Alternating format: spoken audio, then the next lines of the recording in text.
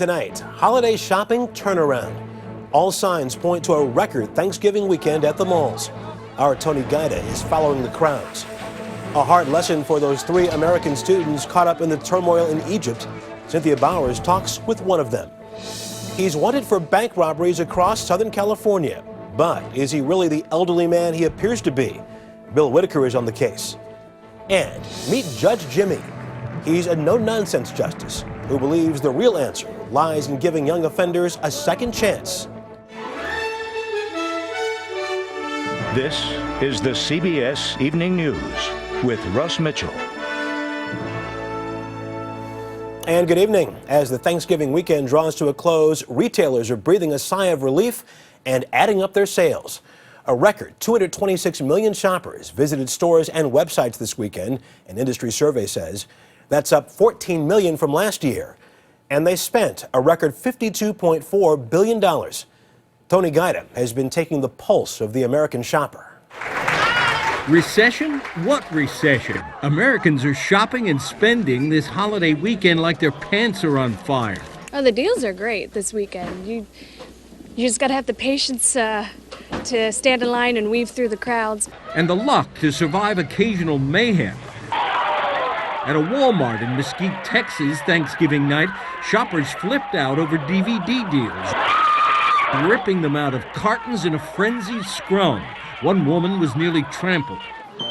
The siren song of savings lured shoppers into stores early, and they spent, on average, almost $400 each, a record. The retailers that opened at midnight on Thanksgiving night were thrilled that they did so. Comes now another sales gimmick, Cyber Monday.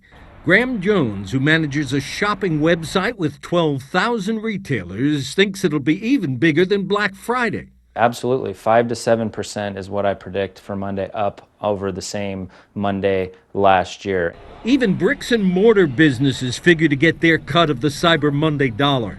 At this JCPenney store in Midtown Manhattan, if they don't have the item you're looking for, you can order it online with this device. They expect to do a brisk Cyber Monday business right here in the store.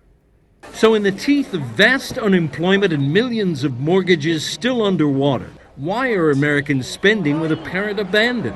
Emotional giving. Folks don't want to pull back on their gifts. They're going to pull back somewhere else. And cyber shop even while they work. You're not supposed to cyber on work, but I'm going to try my best because I know there's going to be some deals. By the way, just 27 shopping days till Christmas. Tony Guida, CBS News, New York. Holiday travel is up this weekend as well, with an estimated 42.5 million people expected to have traveled more than 50 miles from home. That's 4% more than last year. A band of rain showers moving eastward across the country may end up delaying some of those homeward bound travelers. 3 young American students are back home safe and sound tonight after their brief confinement in Egypt last week. They say they were simply trying to watch history in the making. But as Cynthia Bowers tells us, they got a lot more than they bargained for. Emotional homecomings as 3 college students held for 6 days by Egyptian authorities arrived back on American soil. Greg Porter landed in Philadelphia, Luke Gates in Indianapolis. It's a really good feeling. 19-year-old Derek Sweeney arrived in St. Louis, Missouri late last night, and early today he arrived at his family's home in Jefferson City. How does it feel to walk into your house after everything you've been through? It feels really nice. Sanctuary? Yeah, it feels like home. The 3 were arrested last Sunday accused of throwing Molotov cocktails near Cairo's Tahrir Square. Derek describes the first terrifying night in custody. We were in a near fetal position with our hands handcuffed behind our back, and with our shirts still over our heads so we couldn't see anything even in the dark. And they said if we moved we would get shot, they would shoot us. The 3 were brought before cameras, showing them with firebombs Egyptian authorities said came from their backpacks. Derek says these bottles might have belonged to Egyptians, but not to the 3 Americans. There's a picture of you holding what looks like a Dasani bottle, but there's definitely colored fluid in there. Yeah. What is that? They put it up against my mouth and threatened as though they were going to make me drink it, and As far as I could tell, I mean, my best guess would be gasoline. Today, the Georgetown student admits he may have been naive in being drawn to an area where protesters and police were battling it out. He says he was curious to watch Egypt's struggle for political freedom.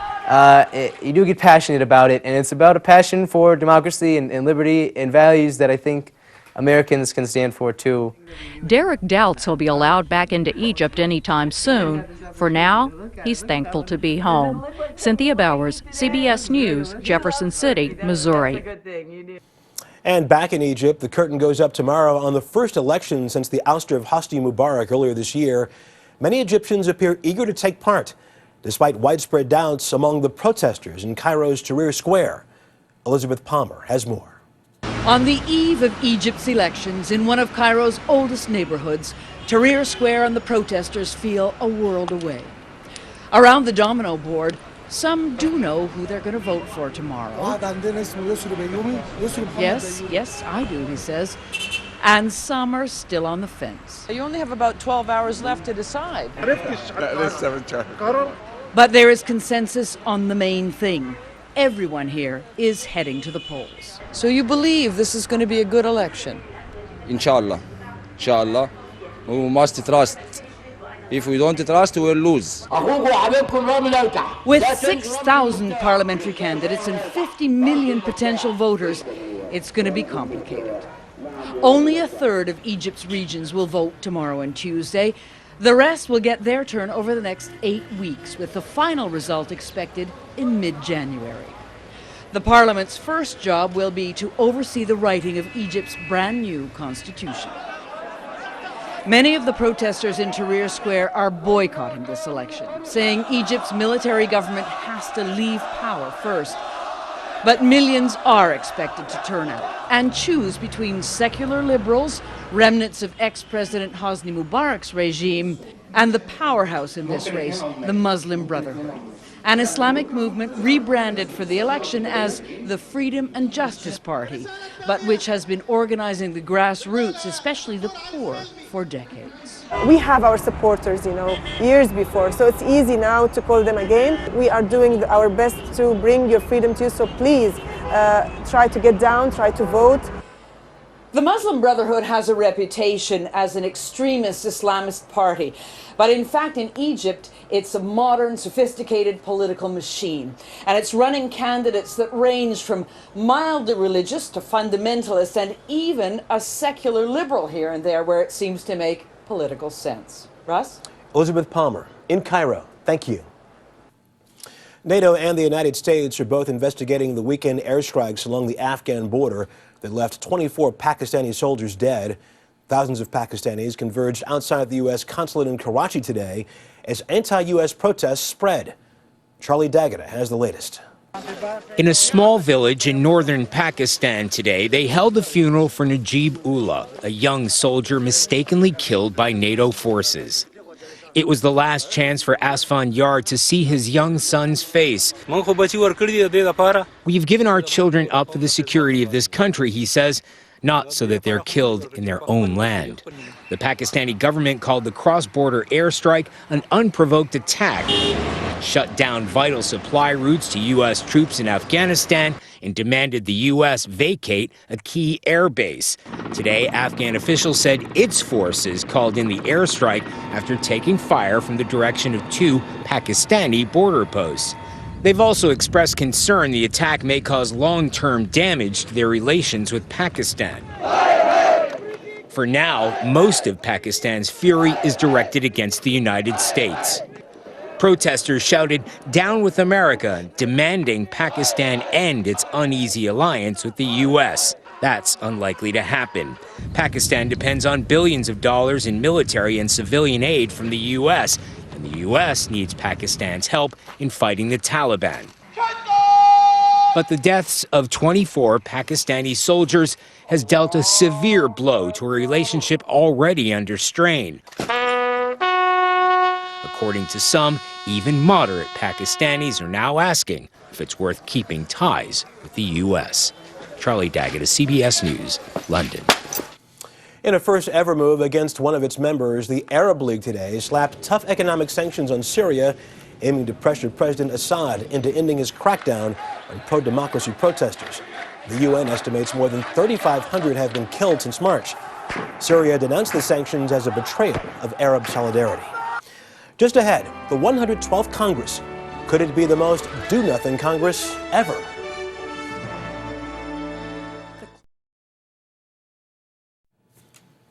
Congress returns from a Thanksgiving break tomorrow, with time becoming an issue. With the failure of the supercommittee to agree on cutting the deficit, members have barely a month to address more immediate concerns. Whit Johnson is on Capitol Hill with the latest. Whit, good evening. Russ, good evening. The broader deficit reduction debate will be put on hold for now. Instead, Congress will focus on some critical loose ends that, if not addressed in a matter of weeks, will affect millions of Americans. Packed in the backlog of legislation set to expire by the end of the year are long-term unemployment benefits and the payroll tax cut. If we don't provide the tax relief that President Obama has asked for, families are going to see an increase in taxes. Today, Democratic Senator Dick Durbin again pushed to keep the payroll tax cut in place, but by increasing taxes on wealthier Americans to cover the $112 billion price tag, a non-starter for Republicans like Senator John Kyle, who say it won't help the economy. The payroll tax holiday has not stimulated job creation. We don't think that is a good way to do it.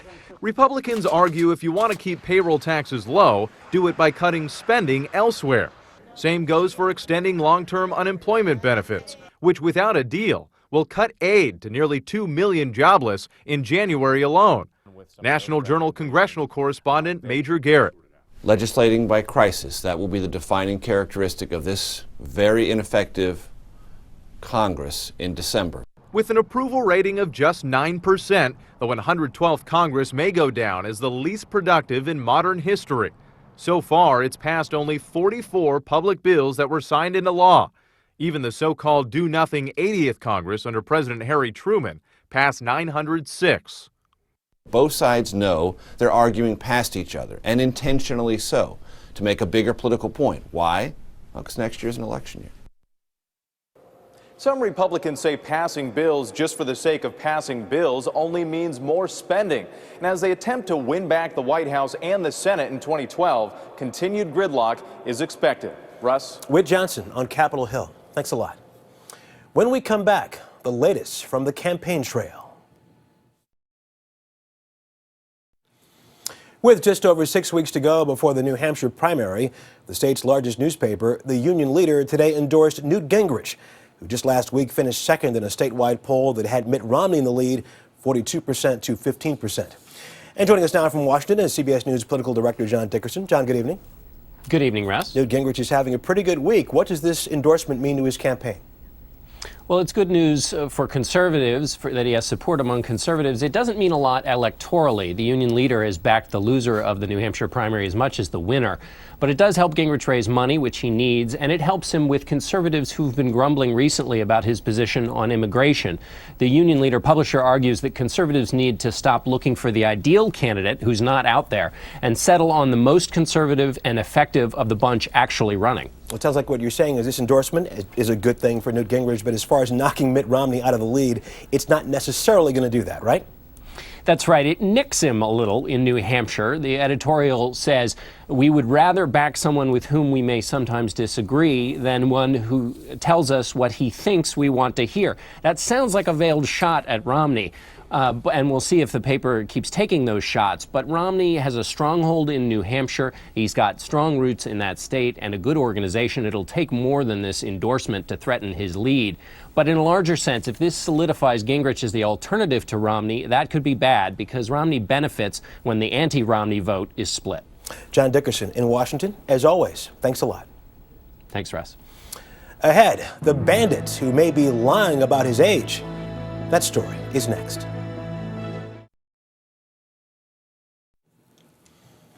Witnesses describe the gunman who's been holding up California banks with regularity as being in his 60s or 70s. But appearances can be deceptive, and the so-called geezer bandit might even be a whippersnapper. Bill Whitaker has more. He looks more like a grandfather than a hardened criminal, but this unassuming senior citizen is one of the FBI's most wanted bank robbers. Dubbed the Geezer Bandit by law enforcement, he's the primary suspect in a string of brazen holdups, hitting 15 banks across Southern California and getting away with tens of thousands of dollars. He appears to be a harmless elderly man. Special Agent Darrell Foxworth has tried to crack the Geezer case since 2009, when the robber first hit a bank near San Diego. Now, 2 years and more than a dozen banks later, the FBI says the Geezer has struck again, robbing this San Diego area Wells Fargo on September 30th. Surveillance video shows him calmly waiting in line. After he approaches the teller, he demands a large sum of money and pulls out a gun. He came in, requested money, passed a note and said, "If you don't, I will murder you and everyone else in the bank." This bank teller feared for her life when the Geezer Bandit robbed her bank last January. She asked us to conceal her identity, and she believes the Geezer is concealing his. Something didn't look normal. It wasn't a normal face. The Geezer Bandit might not be a geezer at all. Witnesses say his deeply wrinkled face looks unnatural and his voice sounds younger than he appears. So the FBI is considering the possibility that the geezer getup is an elaborate disguise. It's happened before. Last year, a young man transformed himself with a geezer-esque mask and boarded a plane from Hong Kong to Canada. And a Los Angeles special effects costume company sells masks online that look strikingly similar to the Geezer Bandit. The so-called Geezer Bandit has struck again. His story has sparked a media sensation. He has more than 11,000 Facebook fans, with some selling Geezer merchandise. But the FBI is not amused. At the end of the day, he is an armed and dangerous bank robber. And there's now a $20,000 reward for information leading to his arrest. Bill Whitaker, CBS News, Los Angeles. Ahead, the judge who wants to keep young people out of his courtroom. Finally this evening, each of us has something to be thankful for this Thanksgiving weekend. And for hundreds of young people in St. Louis, that something is a second chance. And that's tonight's Sunday cover. A visit with a tough but innovative judge.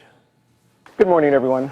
Here in this juvenile courtroom, You can't be in a gang with me. no-nonsense judge Jimmy Edwards doles out fleeting wisdom to kids accused of crimes. Too often, it's too late.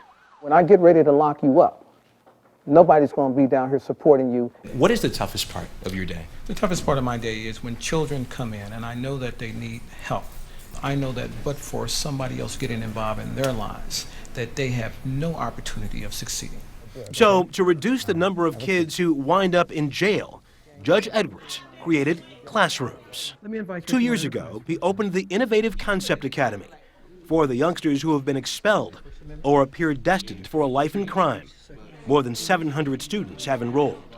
Let's not lock them all up. Let's not be so punitive. Let's teach them. And what's so great about teaching them is that they want to learn. 18-year-old Jakayla Ivory came to the academy last fall after she assaulted a classmate. How do you think you've changed in the last year or so? I'm doing better in school. I'm more helpful with my mom around the house. When these kids walk into your courtroom for the first time, what's going through their mind? They see a judge that will tell them, try your best. Give me an effort today better than you gave me last week. Where do you think you'd be if you weren't sent to this school? Any idea? Seriously, I think I would be locked up right now. Alante Wiss, Dayon Smith, and Nadia Jones have all raised their grades, along with their optimism. What do you all three hope to do down the road? What do you, any goals, any plans, any dreams? I want to be a forensic detective. A forensic detective? Yes. Okay, you? I would rather go to college when I leave here. There's so much you could learn. I just want to learn, get more. Judge Edwards says his program is changing the course of lives through discipline, education, and opportunity. Are you surprised at the reaction that you've received from us? I am absolutely amazed. It has stirred a new and wonderful discussion all over America about how to deal with delinquents, incorrigibles, and education. The Innovative Concept Academy costs about $2,500 per student and is funded in part by the state of Missouri and the St. Louis Public School District.